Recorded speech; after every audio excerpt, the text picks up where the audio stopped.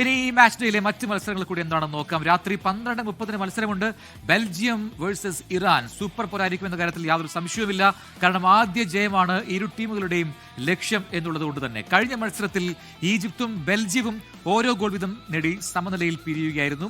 ഇനി ന്യൂസിലൻഡിനോട് 2 തവണ പിന്നിൽ നിന്ന ശേഷം പൊരുതി കയറിയാണ് ഇറാൻ എന്ന് സമനില പിടിച്ചത്.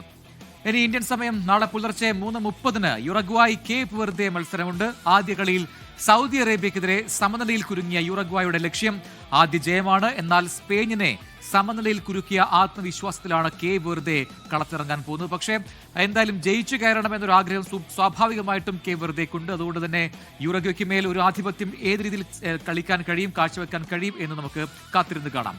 ഇനി രാവിലെ 6:30 മത്സരമുണ്ട്. അത് ന്യൂസിലാൻഡ് വേഴ്സസ് ഈജിപ്താണ്.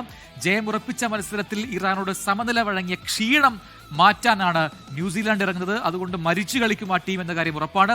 ബെൽജിയത്തെ സമനിലയിൽ തളച്ച ആത്മവിശ്വാസത്തിലാണ് ഈജിപ്ത് സംഘവും ഇറങ്ങുന്നത്.